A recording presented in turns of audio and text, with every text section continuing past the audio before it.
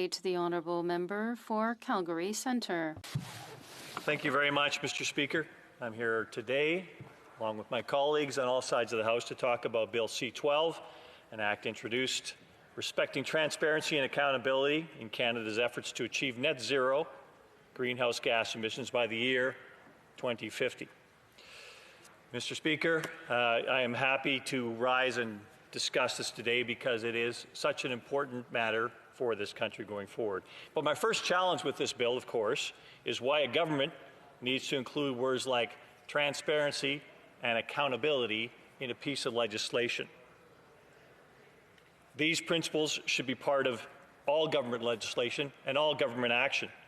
That is, unfortunately, about the way this government sees things or demonstrates its actions. In fact, these actions are anything but transparency or accountability.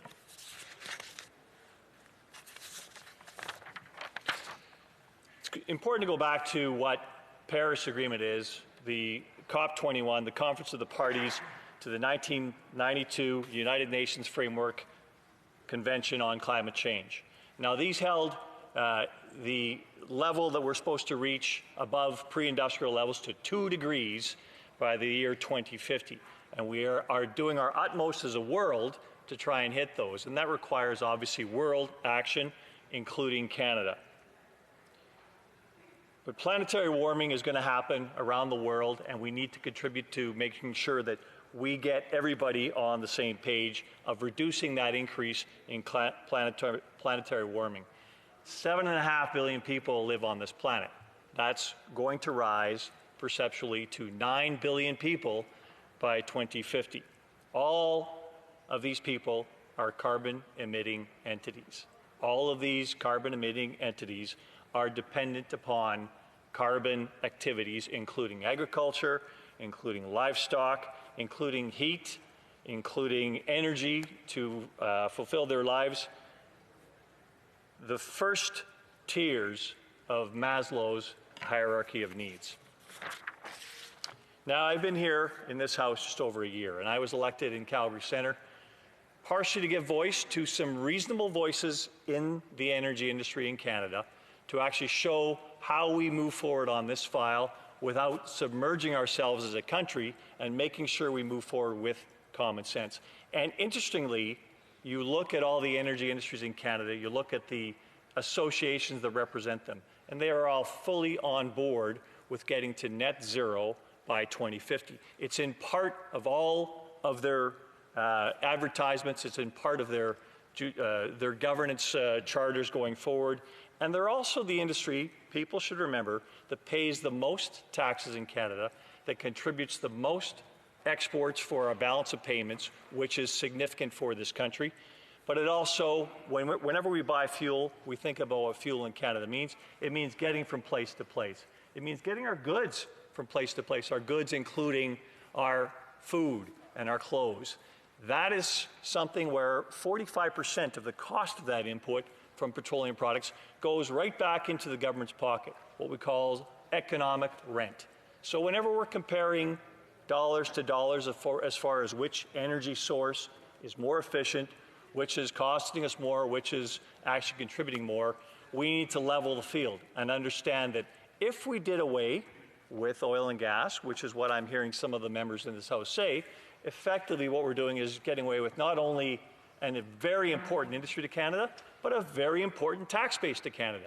And then we're going to have to replace that with taxation, of course, from Canadians generally. And they'll find another way to tax Canadians. But let's look at that contribution. Let's make sure that it's considered in this discussion. But this Liberal government continues to fail on the environment file. They've yet to come up with a plan that works because they don't really understand energy. I don't mean fossil fuel energy. I mean all energy. The contributions to energy, how energy is produced, and what the effects of producing energy are, any kind of energy, because there is always an effect to producing energy, whether it's even just in storage, whether it's hydro, whether it's uranium, it is something, there is an effect no matter which sort of energy we get our power from. You talk about listening to the science, yet in my short time here, I'm challenged to find a member on the government bench that actually understands science. Please guide me. All the while, the government ignores the multitude of scientists that have provided significant input on this file. Then I recall the Task Force for Renewable Recovery. In the midst of a pandemic, Jerry Butts and his friends, his rent-seeking friends, jammed an agenda forward, and Canada was suffering a pandemic. Is this transparency? Is this accountability? Don't let a good crisis go to waste. Well, success for Jerry Butts.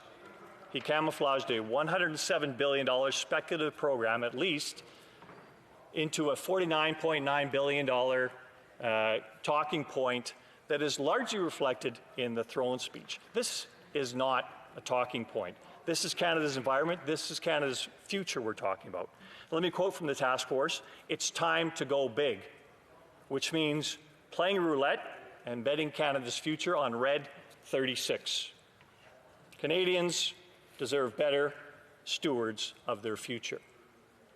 Reading the task force report and then reading the government's throne speech, the paraphrasing the throne speech was astounding. These reports had the same author. Who paid them? Who will pay them? 15 advisors in this legislation? Not one of the task force members was a scientist. Interesting. It's littered with the moralistic right speak of public policy experts, people interested in their own agenda, which is often their own financial agenda. But perhaps you look at this 15-member advisory board that's proposed in this legislation, and here is a potential path forward that the government should consider, in my opinion. 15 advisors to the Minister of the Environment to be appointed. Perhaps the government can commit to appointing 15 people actually representing the 15 sectors that contribute to Canada's economy. There's enough public policy experts in the bowels of every government department to have to hire others and get their input on what they should already have from their officials. We don't need more public policy experts. Bring in the economy's real experts, those contributing to Canada. Hear, hear. And while we're talking about transparency, it's timely to discuss the regulations currently being constructed by Environment and Climate Change Canada, so-called Clean Fuels Standard. In effect, a hidden carbon tax on Canada's productive industries. It's inequitably applied. Industries waiting, once again, to see how this government may exempt them. A little bit of influence in the government never hurt. It's about picking winners and losers, and not about transparency, and definitely not about accountability. It's not about Canada's environment. It reminds me of the manufacturer's sales tax from years ago, which needed to be canceled in the 1980s. Why? Because industries left Canada. Industries still produced elsewhere. They still produced goods for Canadians elsewhere. Jobs left Canada. Taxes left Canada. Everything left Canada, and it's what we call now carbon leakage, because there was the same production. Canadians still bought the same goods that were produced elsewhere. This is an example we do not want to repeat. There is a lot to happen in the energy industry. There is a lot that needs to make sure that we need to get better, and we need to continue to actually reduce carbon, and I'm hopeful this bill actually gets us part way there. I'm hopeful the government actually starts taking this file seriously. To this point, all I've heard is partisan shouting out of the side, blaming past governments for what they didn't do. It's this government's turn. Step forward and actually start moving this ball forward. We're trying to work with you. Thank you, Mr. Speaker.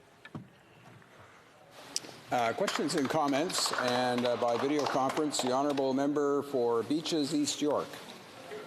Thanks very much. And in the interest of putting partisanship aside, in the interest of science, I wonder what the member thinks, given the IPCC has said the world needs to get to net zero by 2050 and 45% below 2010 levels by 2030. Does the member agree with the IPCC's science? Member for Calgary Centre. Well, thank you, Mr. Speaker, and thank you to my honourable colleague for the question. You know, the IPCC has its own scientific explanations, and we have to actually look at what that means. But every party that I know has committed to going forward with meeting that net zero and getting towards it as quickly as possible. If it goes up, if it happens by 2049, if it happens by 2051, moving in that direction is exactly what we need to continue to do. Thank you. Question et commentaire par video conference. Questions and comments by video conference. The Honourable Member for Longueuil-Saint-Hubert. Thank you very much, Mr. Speaker. I'd like to thank my colleague for his speech.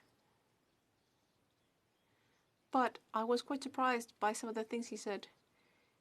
He said that oil is good because when people go buy groceries, the government collects revenue. But the numbers, the federal government has invested $70 billion in the past years in fossil fuels, $2 billion this year alone. At some point, we're going to have to move away from oil and gas. In Quebec, Premier Legault has just passed legislation to stop the sale of gasoline-powered vehicles within the next few years. Does my colleague agree that if we want to combat GHG emissions, we're going to have to move away from fossil fuels? And if so, by when? The Honourable Member for Calgary Centre. I thank my colleague very much for the question. And I have noticed that there are many jurisdictions around the world that are moving towards banning the sale of new internal combustion engine vehicles by 2030, 2040, or 2050. And this is part of the transition we talk about.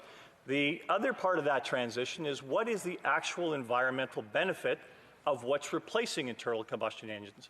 Because people have to look at what is the full cycle cost and the full cycle CO2 cost of what's replacing internal combustion engines. Eventually, we have to get to the actual math, which is part of the science, that says, how come we're actually shifting here and yet our CO2 footprint is actually increasing? Now, I'm going to challenge the member that asked the question to take a look at, once you remove the subsidies from the actual consumer $13,000 in Quebec for an electric vehicle, what that means to the public, but what it also means to the environment when you have a whole bunch of inefficient electric vehicles actually being produced along with their batteries and along with the pollution effects from those industries. That is the challenge we have going forward. Questions and comments. The Honourable Member for Courtenay Alberni. Mr. Speaker, the world's top scientists are telling us that we must dramatically reduce our emissions by 2030 if we want to avoid the worst consequences of severe climate change. And the IPCC has been very clear that we need to stabilize global temperature to avoid to 1.5 degrees if we want to avoid this catastrophic issue that's facing us. We need to go beyond Stephen Harper's targets. Right now, the government has a milestone target of 2030. That means the next progress report won't be till 2028, Mr. Speaker. I'm hoping that my colleague agrees with me that we need to listen to science and we need to set a much stronger target than 2030. For Calgary Centre. I thank my colleague for the question. And the issue around 2030 and actually 2040 and 2050 are interesting dates. Let's recognize every one of these dates, every one of these targets are politically set. 1.5 degrees is a political number. 2 degrees is a political number. 2030 is a nice round political number. Is it going to be worse from now to 2025 than it will be from 2025 to 2030?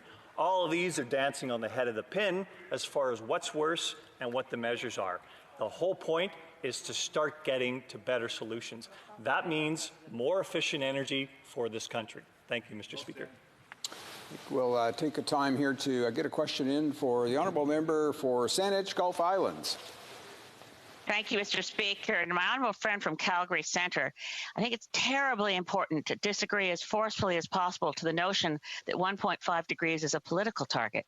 1.5 degrees emerges from the intense work of thousands of scientists globally in the Intergovernmental Panel on Climate Change, commissioned by governments to find out exactly what is the difference in terms of impacts between 1.5 degrees global average temperature increase and 2 degrees. Both of those figures are embedded in the Paris Agreement.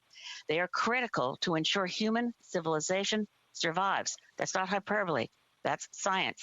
And to achieve, and the member for Beaches East York had it just right, if we don't achieve 45% reductions globally by 2030, we can't have a prayer of reaching net zero. And I asked my honourable colleague from Calgary Centre to reconsider what he calls science and what he calls politics. Member for Calgary Centre. Well, thank you very much, Mr. Speaker. I thank my colleague for the question. And I'm sorry she misunderstood my statement. 1.5 degrees is the number that's arrived at, but if you get to 1.49, I'm saying you're actually better. If you get to 1.51, you know, this is not a line in the sand, is my point to the member, and I hope she takes it in the spirit it was intended. But 2 degrees was the amount. 2 degrees Celsius was the number actually decided in the 1992 Accord that we need to get to. We need to make sure in 2015 that we have methods for getting there. So with all good spirit, I'm certain that she didn't mean to misinterpret my remark to saying it was a political or it was non-scientific, but they are actually numbers that people can attach themselves to. And let's say if you get to 2.01 degrees versus 2 degrees, or you get to 1.98, or you get to 1.49, versus 1.5, I think you're still talking about those numbers. They're not lines in the sand, and I appreciate her correcting me on that misuse of the phrase.